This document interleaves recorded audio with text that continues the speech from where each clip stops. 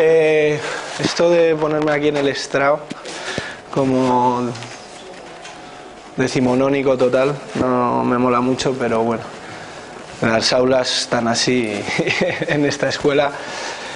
Bueno, pues antes de nada quisiera agradecer a Natalia el hecho de que insistiese tanto y estuviese ahí detrás mío, porque sí que es cierto que últimamente, como digo, pago el alquiler donde vives, pago el alquiler en Madrid, ¿no? Es lo único que puedo decir. Y bueno, lo cierto es que estoy súper agradecido tanto a Natalia como a la unidad docente de Federico Soriano, pues porque para mí es un poco casi volver a casa, ¿no? Un poco porque bueno, yo pues también fui alumno de esta escuela, estuve en esta misma unidad hace mucho tiempo y de hecho pues tuve el privilegio, ahora justo no está Pedro y no lo va a escuchar, pero mejor, casi mejor, tuve el privilegio de tener a Eduardo Arroyo de tutor y después a Pedro Urzaiz, que fue mi tutor de fin de carrera. Y bueno, a la hora de... Y lo cierto es que, para que os quitéis como esta mistificación sobre lo que igual voy a enseñar o sobre el papel de la arquitectura y todo este rollo como la competitividad dentro de la escuela y a ver quién saca mejor nota, quién hace el mejor proyecto y todas estas historias absurdas que nos inculcan en esta escuela, pues yo saqué un 5 pelado, o sea que, y creo que es la mejor nota que se puede sacar en un proyecto fin de carrera, ¿no? Porque no entras como en esa dinámica como de competición insana en la que bueno, generalmente estamos involucrados, ¿no? Y sin embargo eso no ha sido impedimento para que desarrolle junto a 4 personas maravillosas una carrera que yo creo que pues está abriendo nuevos horizontes para la profesión, y precisamente por eso lo que hoy voy a hablar no voy a tratar de ser lo más claro y conciso posible.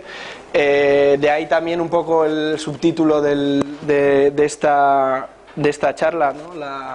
La inefable levedad del ser arquitectónico, ¿no? De cómo los arquitectos o desde la escuela se nos inculca una manera de comunicarnos que luego resulta absolutamente inoperante para negociar con el resto de la sociedad, que es con quien trabajamos, con el resto de técnicos, con los empresarios. Ahora lo explicaré un poco mejor.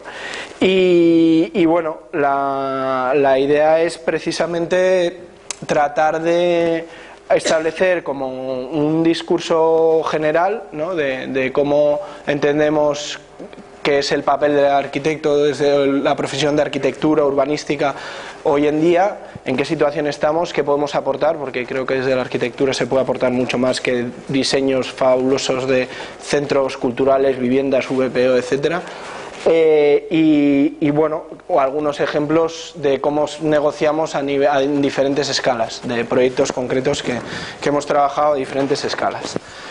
Bien, paisaje transversal, ¿qué es? Paisaje transversal nos definimos como oficina de innovación urbana. ¿Esto qué es? Pues ahora lo explico. Pero básicamente somos una empresa que ofrece asesoría y consultoría en urbanismo, ordenación del territorio, participación ciudadana y aplicación de la tecnología a las ciudades, un poco el mundo de las Smart Cities, pero desde una perspectiva mucho más social y ciudadana. Nuestro trabajo se basa en 4 principios.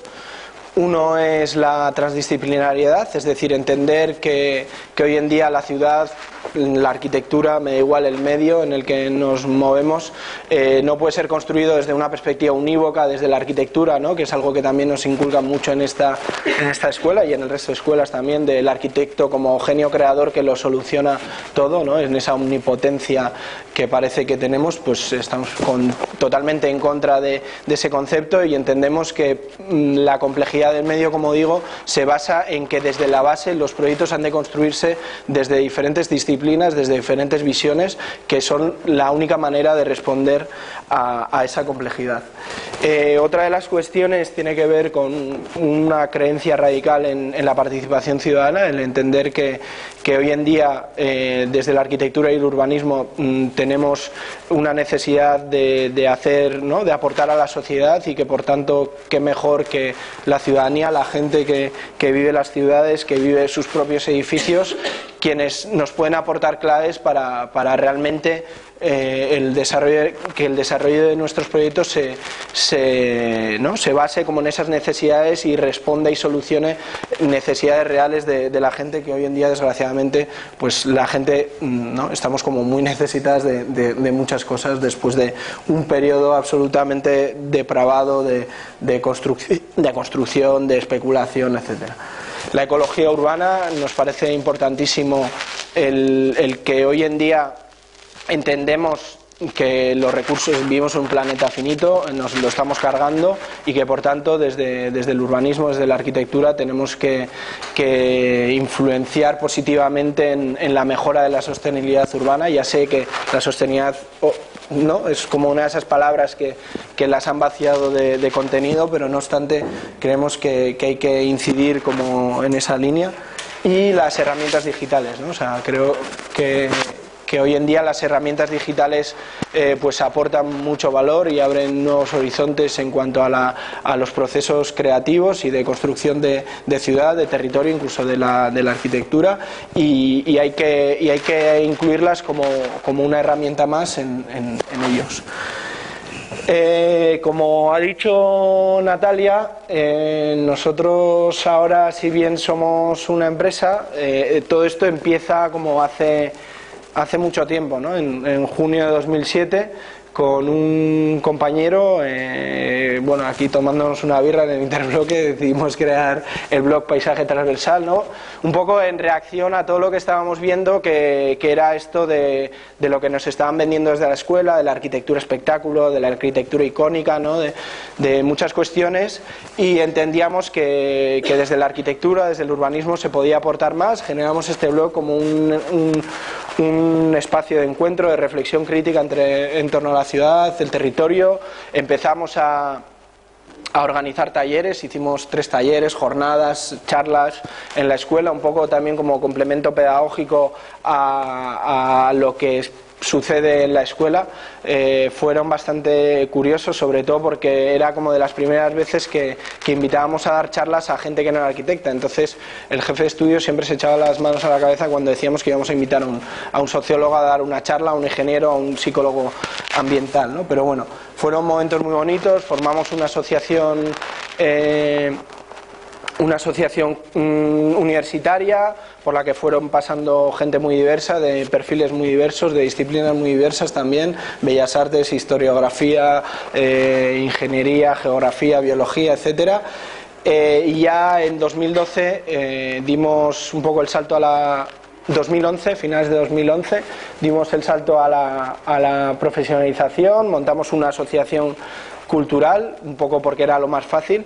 Estoy contando todo esto también porque creo que a mí me hubiese gustado que alguien contase como el proceso de evolución, porque es una de las grandes carencias también en esta escuela, ¿no? Que parece que te dedicas a hacer proyectos, te dedicas como a tal y de repente sales de la escuela y nadie nos ha enseñado como qué supone montar un estudio, cuál es la trayectoria para dedicarte profesionalmente a la arquitectura, ¿no? Y para que veáis también que es todo un proceso muy largo y muy duro para llegar a una posición en la que, bueno, orgullosamente podemos decir que estamos ahora, hace unos meses ya, viviendo de ello, ¿no?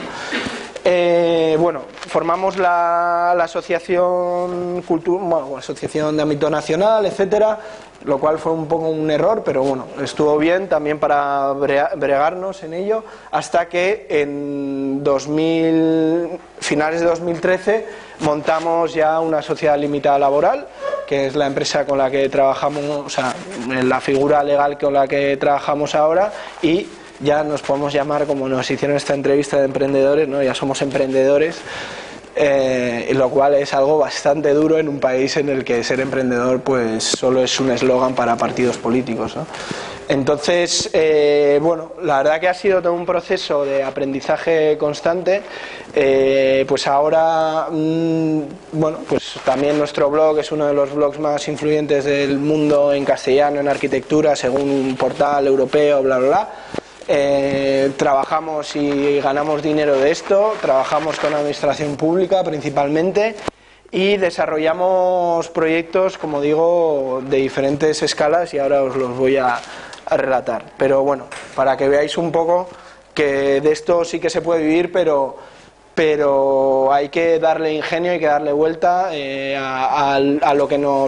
A lo que estamos acostumbrados y tenemos que, bueno, yo creo que inventar nuevas formas de hacer arquitectura y sobre todo una cuestión como institucionalizarlas, ¿no? Creo que hoy también pecamos en ciertos sectores de cierta, ¿no? De ser un poco naifes o decir, bueno, ahora esto es, ¿no? Como enfocamos, o sea, hay que tener también cierto rigor empresarial, que nosotros también lo tuvimos gracias a que accedimos al concurso de creación de empresas de la Politécnica, etcétera, ¿no? Esto de hacer un plan de negocio, de repente tienes que poner a hacer un plan de negocio y no sabes ni lo que es un plan ni lo que es negocio, y eso te pone en una perspectiva bastante realista de lo que os vais a encontrar cuando terminéis la carrera y digáis, Dios mío, tengo uno en el proyecto fin de carrera, pero no sé lo que hacer con mi vida, ¿no?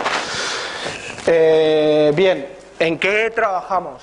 Bueno, pues yo creo que esta imagen me gusta mucho porque en relación a como la negociación urbana, territorial o lo que sea, y en relación a qué puede hacer hoy en día desde la arquitectura, bueno, pues vivimos un momento muy convulso, también muy emocionante, en el que hay pues un gran descontento social y de repente pues tú estás ahí en medio como, bueno, ¿qué puedo aportar, ¿no? Y cuál, o sea, casi como con la encuesta, ¿no? Y en realidad, si bien es cierto que es un poco a veces esta situación como, bueno, llegamos como, tenemos un radio de acción bastante limitado, sí que creo que desde la arquitectura y desde el urbanismo podemos hacer grandes cosas, ¿no?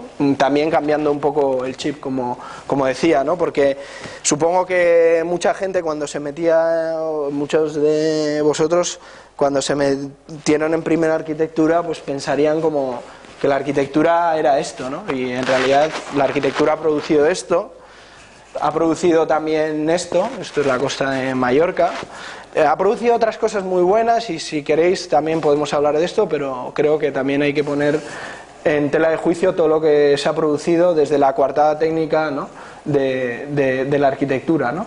Y sobre lo cual tampoco se ha hecho autocrítica hoy en día o no la suficiente. También ha producido esto desde la arquitectura, urbanismo, me da un poco lo mismo. Y desde luego pues ha producido también esto, ¿no? Entonces, y además, bueno, firmado por arquitectos de prestigio, incluso gente de esta escuela, ¿no? Este tipo de proyectos. Bueno, frente a esa idea, lo que nosotros venimos un poco o lo que se parece que afortunadamente uno de los efectos positivos que ha tenido también la burbuja inmobiliaria es la idea de reclamar nuestras ciudades, de participar activamente en la construcción de la ciudad, o por lo menos tener ganas, ¿no? De participar activamente y de por lo menos darle un poco la vuelta a la propia disciplina y a la propia profesión. Y en este punto también entiendo que desde el urbanismo, la arquitectura o desde su vertiente más ortodoxa siempre se nos han planteado, como digo, esas imágenes, esas maneras de hacer y también supongo que si habéis estado en urbanismo pues muchas veces como muy tedioso, como que se enseña también muy mal en esta escuela a pesar de que hay grandes profesionales y grandes profesores al respecto, pero me gustaría pensar que frente a todo ese panorama somos capaces de construir ciudades en que la gente puede opinar, puede participar, podemos colaborar, ¿no? Y podemos negociar desde diferentes perspectivas para cómo todo eso que en los últimos 20 años de burbuja inmobiliaria nos ha dejado, cómo lo podemos mejorar, cómo lo podemos rehabilitar y regenerar. También, ¿por qué no?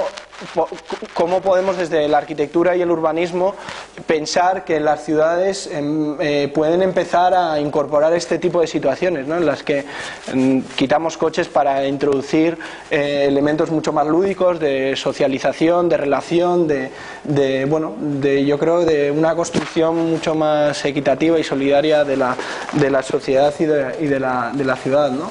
Incluso, ¿por qué no? Desde luego me parece importantísimo que incluyamos a todos esos colectivos excluidos tradicionalmente de las ciudades, ¿no? Y de la construcción de las ciudades, como pueden ser los niños, como pueden ser las personas con diversidad funcional, como pueden ser las mujeres, como pueden ser las personas mayores. Y efectivamente no estamos inventando la pólvora, ¿no? O sea, creo que hay grandes ejemplos en la historia y en Madrid también. Os invito a que leáis un poco acerca del programa de barrios en remodelación que permitió en los años 80 regenerar toda la periferia de Madrid a través de una labor de interrelación entre movimientos asociativos y técnicos que permitieron que todo ese tejido chabolista que estaba pues en la periferia, pues bueno, dignificarlo, dotarlo de nuevas condiciones de habitabilidad, de dignificación del espacio público, etcétera.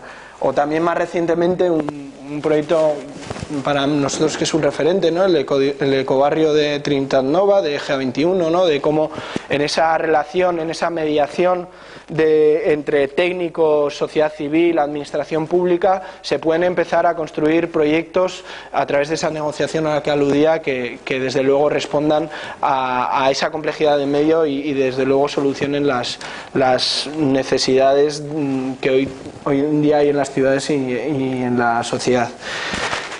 Para eso, un poco hecho esta presentación, podéis también interrumpirme cuando queréis, por favor. O sea, no quisiera como que esto fuese un soliloquio. ¿Cómo abordamos nosotros los proyectos, ¿no? ¿Cómo abordamos esta negociación urbana? Bueno, pues nuestro planteamiento en realidad es un poco tratar de exportar ese modelo más anglosajón de los stakeholders o de las partes implicadas y trabajar desde la mediación entre agentes, ¿no? Entre los tres grandes grupos de agentes, que por una parte estaría la ciudadanía, por otra parte la administración pública y finalmente la empresa privada o también ¿no? los proveedores tanto de soluciones tecnológicas como de conocimiento, como puede ser la universidad, las entidades científicas. Cada uno, y esto yo creo que es importante, cada uno de estos grandes grupos de agentes tiene sus necesidades, sus intereses y sus códigos, ¿no? Y sus maneras de expresarse, ¿no? Y ahí es donde es importante, ¿no? Yo creo que uno de los grandes retos es cómo podemos aunar o traducir toda esa información o todos esos tipos diferentes de información que recibimos en propuestas integrales de mejora de ciudad, ¿no? Yo creo que ahí, desde luego, tenemos muchas herramientas desde la arquitectura y desde el urbanismo para precisamente aunar todas esas visiones, mediar y facilitar esa relación, esa participación de los agentes para finalmente sí que dar una respuesta o un diseño concreto. O sea, yo creo que ahí es importante y ese es la gran ventaja que hay desde la arquitectura, el hecho de que somos capaces de diseñar, ¿no? Frente a otras disciplinas como la sociología, la antropología, etcétera, la geografía, que llegan hasta un punto. Nosotros, ¿no? Desde la arquitectura, desde el urbanismo, somos capaces de traducir todo eso desde una perspectiva integral en soluciones para mejorar nuestros entornos. Ahí va. Bueno, esto sería un poco el storyboard, ¿no? Ante ese modelo de cómo lo aplicamos, ¿no? O sea, nosotros, gracias a nuestra propia experiencia y a todo el trabajo teórico reflexivo que hemos venido desarrollando durante tanto tiempo, pues hemos desarrollado una metodología de un poco de intervención en barrios que va variando también según la escala, y esto sería un poco el storyboard, ¿no? Esta metodología, que se llama DCP, se estructura en 3 canales que pueden desarrollarse de manera independiente, pero lo suyo es que converjan de manera transversal en los proyectos, y bueno, se encargarían un poco de los diferentes aspectos que entendemos que en un proyecto arquitectónico, en un proyecto de ciudad o de territorio, son importantes y para forzar, ¿no? O para fomentar esa construcción colectiva, ¿no? Por una parte, la difusión tiene que ver tanto con la transparencia del propio proceso. O sea, si queremos construir ciudades más democráticas, desde luego tienen que ser procesos mucho más transparentes. Tiene que ver también con la visibilización del proceso para, digamos, generar un mayor arraigo en él. Es decir, cuando la gente de repente ve que esos procesos pues salen en los medios o se están siendo reconocidos en internet o tienen una difusión, de repente como que siente mayor orgullo de pertenencia, porque decir, joder, yo estoy, ¿no? Ha venido la tele a grabar, o ha salido en el periódico, o ha salido en la radio, y bueno, pues joder, es mi barrio, se está hablando sobre mi barrio y yo estoy perteneciendo a este proceso, ¿no? La ciudadanía tiene que ver una cuestión muy importante, ¿no? Y que muchas veces cuando hablamos de participación ciudadana y desde luego desde ciertos ámbitos es como, madre mía, la ciudadanía va a opinar sobre mi edificio. En realidad tiene que ver con generar entornos de aprendizaje colectivo, ¿no? Que nos permitan comunicarnos mejor, entender mejor pues cuáles son los condicionantes técnicos de un proyecto, cuáles son las necesidades, y a través de ese proceso, ¿no?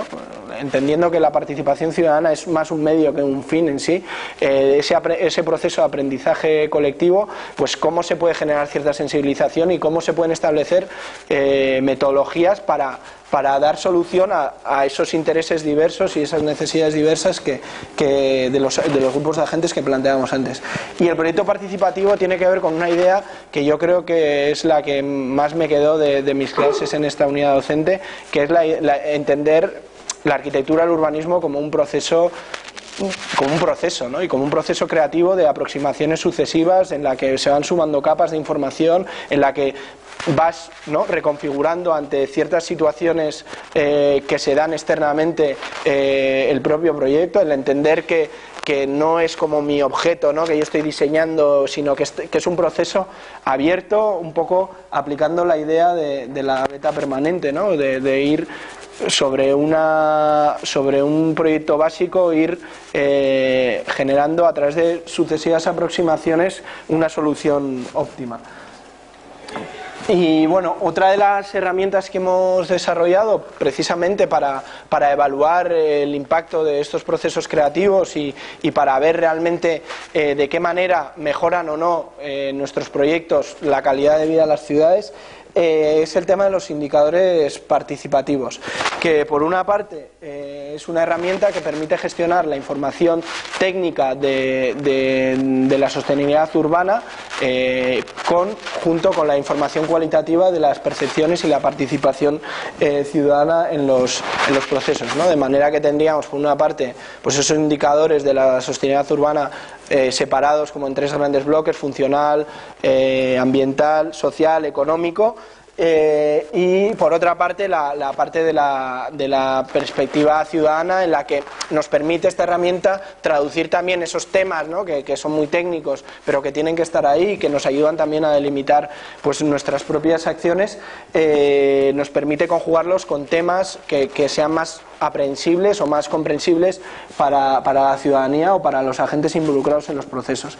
Todo eso lo hacemos a través de diferentes actividades de registro participativas y vamos clasificando esa información dependiendo pues del grupo emisor, si es una asociación de vecinos, si es una asociación de comerciantes, del propio emisor, pues que no es la percepción que tienen las mujeres sobre la ciudad que la que tienen los hombres, la que tienen la gente mayor que la que tienen los niños, en fin, o la que tienen los jóvenes, ¿no? Luego si es positiva, si es negativa, y luego cómo se vincula con ese tipo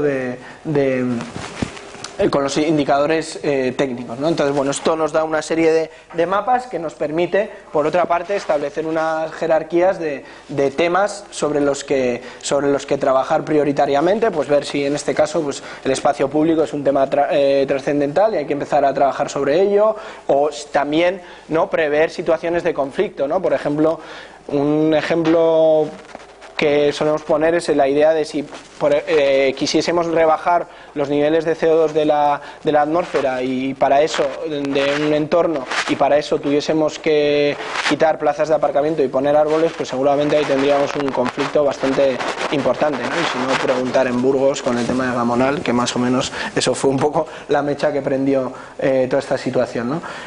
Esto también nos permite generar visualizaciones que... este es una parte como muy técnica, ¿no? Pero también tratar de, gracias a nuestras capacidades gráficas, que toda esa información compleja, tratar de traducirla de una manera lo más comprensible posible. Para allá. Bien, uno de los grandes temas que yo creo que desde la arquitectura deberíamos, hay que ya trabajar, es el tema de los edificios vacíos en España. Edificios públicos vacíos en desuso o a medio terminar. ¿Cuántos edificios creéis que hay en España hoy en día que cumplan esas características? 16 millones. A ver, ¿qué preguntas? Las que tú nos digas. Bueno, no, joder, igual por tener, bueno, 14.000, más de 14.000. Entonces es un tema, digo públicos, ya no estoy hablando como de vivienda privada vacía. Bueno, la idea que planteamos es precisamente, bueno, aplicar como esta metodología a cómo esos espacios que están en desuso o a medio usar o vacíos directamente, cómo podemos generar procesos de creación y de acción colectiva para llenarlos de uso, ¿no? Y eso le hemos llamado activando espacios. Este es un primer proyecto que hicimos en Náquera, en el que tenían un centro multiusos para jóvenes maravilloso que habían construido en pleno auge de la burbuja, y ahora lo tenían vacío. Bueno, tenían una biblioteca con una persona y allí no iba nadie, ¿no? Entonces, bueno, pues básicamente nos llamaron para generar un proceso de participación en el que bueno, pivotaba como en tres grandes temas, ¿no? O sea, como el tema de la ideación de programas, el tema de la gestión y el tema de la apropiación del espacio, ¿no? Para eso desarrollamos una serie de actividades en las que, bueno, pues el tema más de esta actividad de la imaginación estaba dirigida a pensar posibles usos, posibles estrategias de intervención y de apropiación del espacio. No sé si lo tengo aquí. Bueno, no lo tengo. Luego también hubo otra acción que era como intervención en el propio espacio, en la que se convocó un concurso de graffiti, pues para generar vínculos, ¿no?, emocionales con el espacio. Era un espacio de jóvenes y bueno, ahí el tema de la cultura hip hop en el pueblo pues estaba bastante extendida. Entonces, bueno, la idea era un poco de que la gente joven se acercase al espacio y generase esos lazos afectivos que permitiesen un uso más continuado. Finalmente también se trabajó en el ámbito de la gestión, planteando un modelo mixto de gestión entre un consejo ciudadano, que es que unía a los diferentes agentes sociales y culturales, y la parte del ayuntamiento, que es el que está más a la derecha, y con eso, bueno, pues se desarrolló como un modelo de gestión para bueno, dotar de actividad y continuidad y programar actividades, ¿no? Entonces, bueno, de todo este proceso salieron 24 actividades continuas durante todo el año y más de 150 actividades anuales, ¿no? Entonces, bueno, de solo tener una actividad a tener esa ingente cantidad, pues creo que es importante, ¿no? Y sobre todo porque estamos hablando de un 0,2 del presupuesto. El edificio creo que costó 9 millones y esto costó, pues eso, unos 18.000, ¿no? Entonces, para que veamos también en cómo con poco dinero y bastante voluntad política se pueden solucionar problemas. Otra de las cuestiones, otro de los trabajos, este es un trabajo que hicimos para el centro, para Tabacalera en San Sebastián, Centro Internacional de Cultura Contemporánea, en el que básicamente se hizo una mediación entre esta entidad cultural y el tejido asociativo del barrio para detectar espacios en desuso y proponer actividades para esos espacios en desuso, ¿no?, tanto públicos como privados. Entonces, bueno, pues con una serie de talleres, dinámicas, etcétera, fuimos desarrollando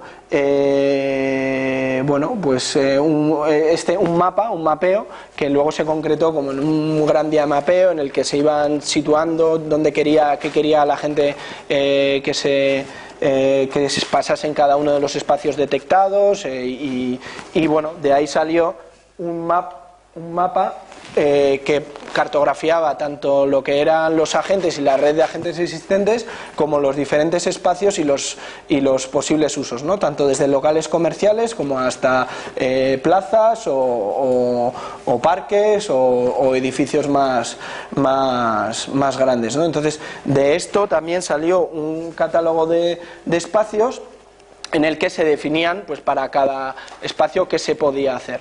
Una vez terminamos esto, dimos un paso más allá y aquí sí que fue importante también nuestra capacidad, ¿no?, o sea, nuestras capacidades como arquitectos, que fue el generar un protocolo de activación de estos espacios, tanto de los públicos como privados.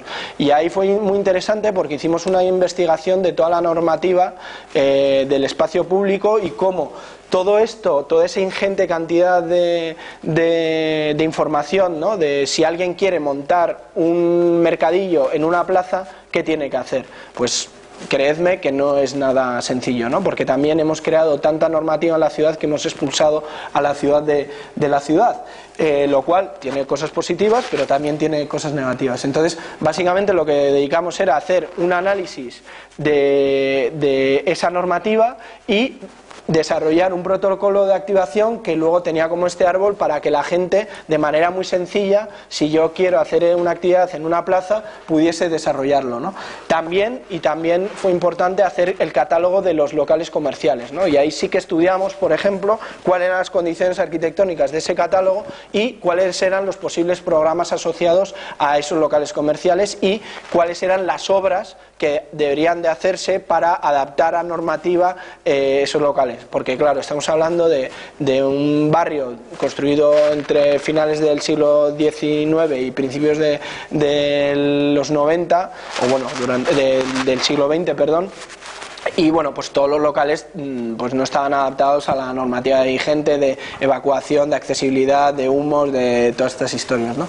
Pero bueno, este es un protocolo que queda ahí y realmente es interesante el hecho del ejercicio como puramente arquitectónico de analizar una normativa, que eso es también uno de los temas que aquí yo me acuerdo que ¿no? Como de la normativa que se nos ponía en algún ejercicio, me acuerdo, si la interpretamos como limitación o como elemento creativo del proceso, ¿no? Entonces, bueno, de las posibilidades que puede tener. Uniendo un poco todo esto, recientemente hemos acabado un proceso en Harinera, en un equipamiento público, que sí que ha sido muy interesante porque frente al espacio de Náquera llegamos a este espacio que era una antigua fábrica de harinas en la que todavía las obras de rehabilitación no estaban iniciadas, ¿no? Entonces pudimos diseñar un proceso para definir el modelo de gestión, los usos y programas, pero también la adecuación del espacio arquitectónico a este programa, ¿no? De manera que el proyecto arquitectónico que estaba diseñado por otro arquitecto se modificó en función del propio proceso de participación harinera, ¿no? Entonces, bueno, se hicieron diferentes actividades, como veis, bueno, pues nos gustan mucho los posits, nos gusta mucho mancharnos las manos. Entendemos también que es importante la vertiente lúdica de la participación, que ahora veréis cómo a través del juego hacer la participación más atractiva y bueno, cómo desatar esa creatividad colectiva para empezar como a definir estrategias de apropiación, de intervención en el espacio que permitan no solo definir un programa, sino adecuar un poco la arquitectura a ese programa, ¿no? Y aquí un poco esta imagen la he puesto para entender, ¿no? O sea, me hago la pregunta de cuáles son las herramientas de la arquitectura hoy en día, ¿no? ¿Es como el AutoCAD o son realmente reuniones de ideación colectiva y puesta en común y este tipo de herramientas, ¿no? O sea, bueno, yo creo que, hombre, no es solo eso, pero creo que también las propias herramientas de la arquitectura están cambiando. Vale, negociar la ciudad. Este es como el capítulo central, o sea que os pido paciencia. Aplicar todas estas ideas a la ciudad es bastante complejo y complicado, ¿no? Porque los intereses son muy amplios, los agentes son muy diversos y negociar con todos ellos para llevar a buen puerto los proyectos es muy complicado. Bien, este primer proyecto, que este fue nuestro primer proyecto que hicimos, o sea, cuando ya estábamos terminando la carrera, vimos que todo aquello, bueno, pues empezamos en 2007 y este proyecto lo empezamos en 2011. Necesitábamos como dar rienda suelta a todo aquello que llevamos 4 años pensando en un proyecto en concreto, ¿no? Entonces decidimos ir al barrio Virgen de Begoña y ofrecer una asesoría gratuita a la Asociación de Virgen de Vecinos del barrio para impulsar un proceso desde la base de regeneración urbana integral y participativa, ¿no?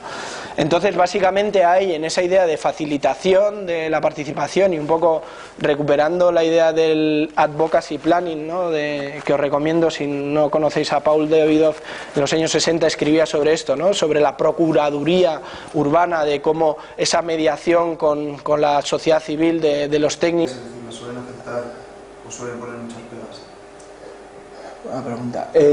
Yo creo que el tema es, eso depende como del proceso que hagas previo, ¿no? O sea, si tú a alguien le llegas como a un proceso y le dices esto es lo que se va a hacer, no. Pero sin embargo la gente participa y ve que, bueno, tú estás ahí, generas una confianza con ellos confían en tu criterio, eres un técnico, no, o sea, no es el rollo de yo sé más que tú de urbanismo, o de ciudad, o de arquitectura. O sea, si tú generas como un trabajo continuado de proceso, de ir escuchándolos y luego también o sea, toda esa información que recibes les proporcionas unos retornos que ellos se vean identificados, al final la gente confía en tu criterio también, o sea, a la hora de definir o a la hora de dar una respuesta que sea coherente con todo el proceso, evidentemente, ¿no? Y en general no, la verdad que hemos tenido, bueno, no solo suerte, también es trabajo, metodología, de que la gente está como siempre muy contenta con pertenecer a esos procesos, de participar en ellos y de los resultados que hay. El tema más difícil de la negociación suele ser con la propia administración pública muchas veces, ¿no? A la hora de, pues lo que os comentaba en Olot, ¿no? O sea, de repente se ha hecho el proceso de una manera y una de las acciones más inmediatas es como la mejora de la intervención en una plaza, y de repente llega el de infraestructuras, que es como el que tiene la competencia para intervenir en la plaza, y el técnico dice que no, que eso que estamos haciendo, que no. O sea, hay como esas fricciones muchas veces de también los egos, ¿no? de la gente, pero en general con la ciudadanía yo creo que haciéndolo bien, claro, aplicando bien las metodologías. Claro, porque, o sea, ahí se está dando la unión entre vosotros como técnicos, como creadores de ese proceso, de esa idea, con la gente que realmente tiene la experiencia de estar habitando ese lugar, lo está utilizando. Ahí, es que ahí el tema también es como establecer esos límites técnicos, ¿no? O sea, y también hacer cierta pedagogía, es decir, cuando hablamos de la viabilidad de los proyectos, es decir, oye, vale, o sea, podemos hacer como aquí el soterramiento de la M30, pues bueno, pues cuáles son los condicionantes, ¿no? Tuvimos un proyecto en Oviedo que, bueno, de hecho ha salido un concurso para la modificación de un tramo de autopista que accedía a Oviedo, ¿no? Que es un proceso, imagino, un bulevar, y aunque no salió bien porque tampoco había mucha información, la idea que no era que la gente, no, había como dos posturas muy entroncadas también, desde el ayuntamiento planteaban como el soterramiento, los vecinos planteaban como un bulevar.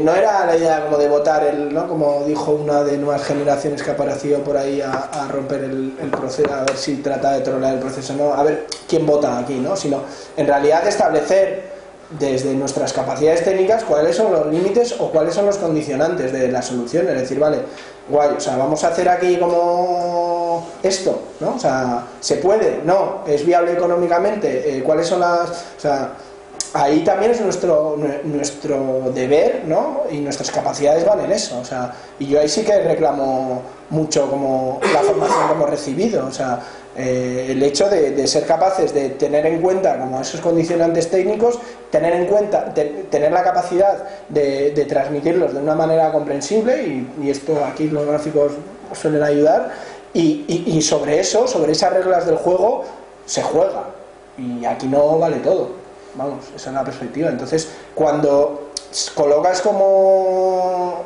esos elementos y la gente empieza como a trabajar, las soluciones también salen de una forma muy natural.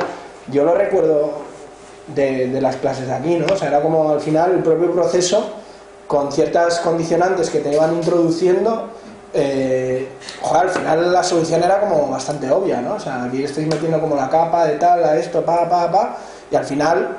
Joder, pues podré elegir si esto va aquí, esto más o menos va aquí, pero digamos que tienes como una estructura proyectual muy sólida sobre la cual es como muy difícil que nadie arremeta, ninguna gente que ha participado, y entonces ahí ya pues entra un poco también pues la destreza o también como esa capacidad del diseño colaborativo, ¿no? Un poco más analfabeta y tal. ¿Utilizasteis algún tipo de canal o algún tipo de presentación para lograr la participación diferente al resto de barrios? No, bueno, esto fue como bastante curioso porque bueno, más o menos el proceso fue muy parecido, muy de puerta a puerta también, pero ahí sí que había como más claramente ciertos líderes de la comunidad, ¿no?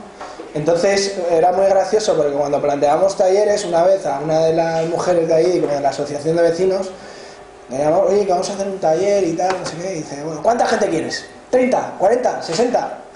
Y o sea, es decir, vale, o sea, no sé, generalmente pues eso, te cuesta un poco convocar a la gente, ¿no? Y no, o sea, pero en tropel, o sea, como, venga, ¡bum! Entonces fue como, ha sido sencillo, yo creo que también ha sido muy positivo porque es la primera vez que ellos han percibido que se ha escuchado, ¿no? Se les ha escuchado.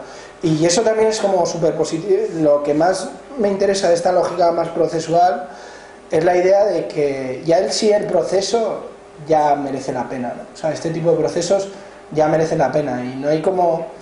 Me interesa menos casi el resultado, ¿no? En el que aquí siempre nos involucran como al final, bueno, haces un proceso de la hostia y luego haces una planta de mierda. Era lo que siempre me pasaba a mí. O sea, como la incapacidad de concretar como esa planta, ¿no? O sea, o esa imagen, ¿no? Porque no tenía capacidad, ¿no? Y sin embargo, aquí era como esa... El proceso en sí ya es súper enriquecedor para la gente, ¿no? Y no sé, y yo creo que aprendes, la gente aprende, no sé, y luego pues el resultado evidentemente tiene que ser bueno, o sea, el resultado importa, evidentemente, pero me importa menos a nivel de diseño, me importa en cuanto a su repercusión y su capacidad de transformación, o sea, igual poner un banco bien situado, ¿no? en una plaza es más importante que hacer un super diseño, ¿no? O sea, esto es como la idea de la Catón y Basal cuando van a Burdeos y de repente se dan cuenta que en realidad no tienen que tocar nada y tienen que poner como 4 árboles y cambiar los bancos de sitio, ¿no? Y yo creo que eso es también importante, ¿no? O sea, de no tratar de tener como nuestra firma siempre ahí. De todos los agentes con los que tenéis contacto, por ejemplo, en todos estos procesos que son más largos y demás, ¿cuáles a vosotros os ha sorprendido más, bien por su... os ha enriquecido más como la idea previa con la que os sentabais? O sea, que... ¿cómo son capaces de enriquecerse? O sea, ciertos procesos en el momento en el que entra otro agente distinto, que no es un técnico, por ejemplo, en este caso, o que es un técnico pero de otra naturaleza. O sea, por ejemplo, yo no sé si os voy a poner un ejemplo para no condicionarte, pero así, ¿cuál es la aportación externa en los procesos en los que vosotros habéis participado, casi como dinamizadores de los mismos, que os haya sorprendido más? Te pregunto así como personal, o sea, que digas, joder, pues es que llegó un señor y hizo quizás, no sé qué, o llegó un técnico del ayuntamiento no el de Olot, pero... No, sí, no, o sea, en Olot... Algo que te acuerdes así que digas, o sea, que... A mí, o sea... A nivel de en Olot, por ejemplo, a nivel técnico, de trabajo con la comunidad, de la gente, de cómo enfocar ciertas cuestiones, o cuando se habla de reactivación comercial o eso, o sea, ahora no me acuerdo, pero como concretamente, me acuerdo de 2 aportaciones como que me quedé tal. Una fue en Neguía con los niños, sobre propuestas para reactivación de espacios, ¿no? Y o sea, había propuestas maravillosas. Una la recuerdo especialmente, que era hacer picnic en el cementerio, ¿no? O sea, como de repente te encuentras eso y dices, hostia, claro, o sea, vamos a hacer picnic en el cementerio. Bueno, no sé, y había como muchas más, ¿no? O piscina de bolas, o, bueno, como más, igual más, pero sí, o también en Virgen de Begoña, ¿no? Hablando como de la propia...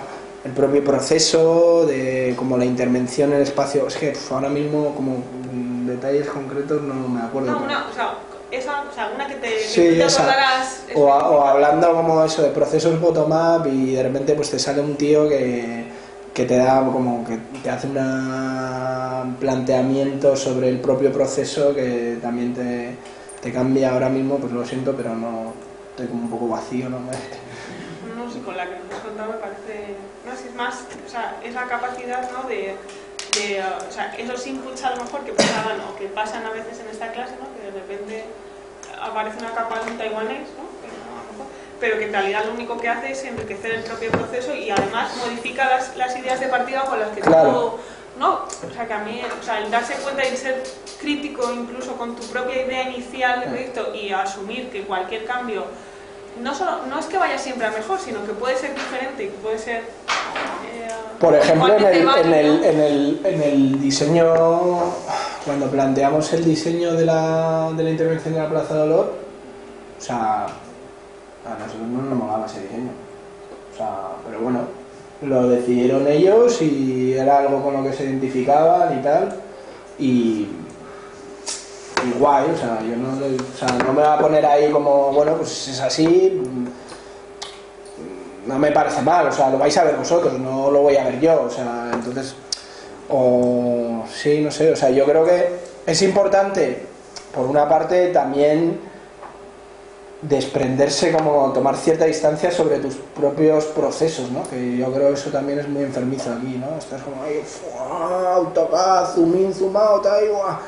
Y no sé, te vuelves un poco majara, ¿no? Y es como, no, mi tesoro ahí, como...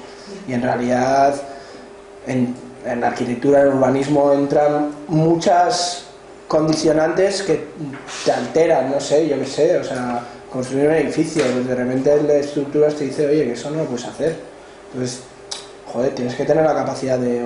O no, la constructora pues no se quiere gastar, yo qué sé, o sea, hay que tener, yo creo que capacidad de reformular como esos inputs en beneficio del propio proceso y tener cintura también. Bueno, pues esto es así, pues vale, pues, no sé, no obsesionarnos con que el proyecto sea nuestro proyecto perfecto, porque, como decía un psicólogo amigo mío, lo perfecto es enemigo de lo bueno, ¿no? Entonces, tomar como cierta distancia sobre esos procesos siempre ayuda, ¿no? Y la gente siempre... No, que es broma.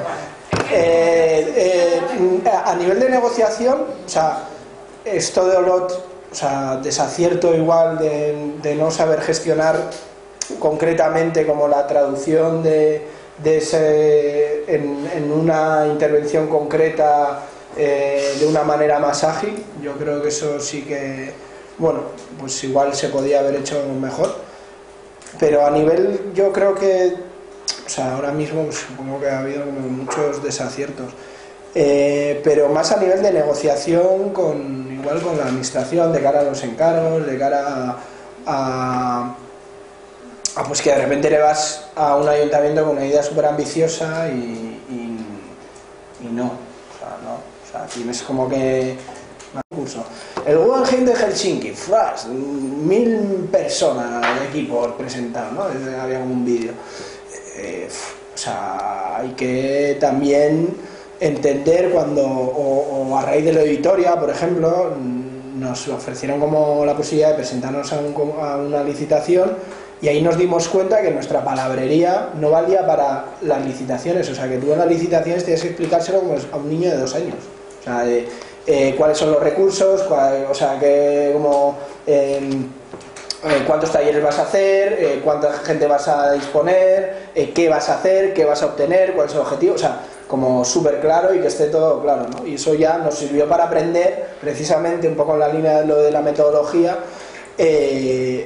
para sí, junto al trabajo que ya veníamos haciendo, y de ahí la metodología de CP y las herramientas, que sí tenemos sistematizado todo este proceso. O sea, nosotros ahora me dices, vamos a hacer un PIAM, un plan, sí, ya sé cómo va, pues hago como primero el contacto y ya lo tenemos, o lo de Harinera, ¿no? Que también fue una licitación pública y con todo el conocimiento previo, o sea, teníamos súper estipulado, pues primero hay una ronda de contacto con agentes, luego tenemos una reunión de presentación, luego hay un taller, luego o sea, está como, o sea, además que lo tienes que hacer porque además lo tienes que calcular cuánto te cuesta, o sea, es decir, voy a ganar como 2 personas, tantas horas, y ya sabes, incluso a ese nivel, cuánto te cuesta el desarrollo de eso, ¿no? Y yo creo que eso ha sido a base pues de presentarse, de ver realmente, bueno, muchas veces no sacas muchas conclusiones, ¿no? Pero yo sí que creo que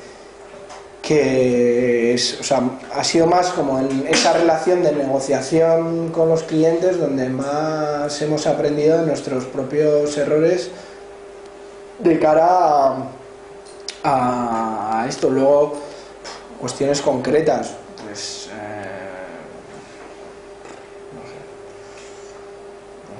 no lo siento, ¿eh? O sea, no es porque no quiera decir ni todo es maravilloso, ni somos los mejores del mundo, ni... Pero yo creo que una de las cosas que eso, ¿no? Que todos los que hemos salido, y seguro que, vamos, a lo mejor Pedro cuando salió tuvo la oportunidad pero que nos formamos para ser empresarios, pero nadie nos educa para ser empresarios. O sea, tú sales de aquí y no sabes hacerte ni el IVA.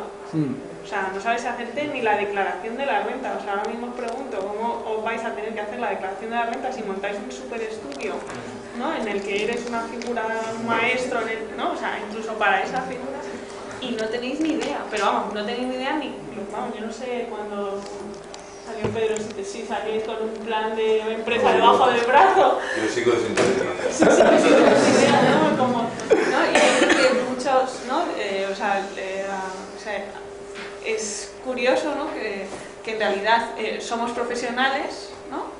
Pero no hay una parte de la educación que no se está incorporando ni a los planes. O sea, que... No sé qué me decía que el arquitecto es la única profesión que se cree que puede montar una empresa sin pedir un crédito, ¿no? Exactamente, sí, sin tener una línea de crédito. Sí. El otro día me decía en la asesoría, dice, los clientes más incultos que tenemos en términos gestores son los arquitectos. Y te entra como una cara de vergüenza, así como, ¿no? O sea, decía, sí, la verdad es que tenéis poca idea. Sí, y tenemos poca idea.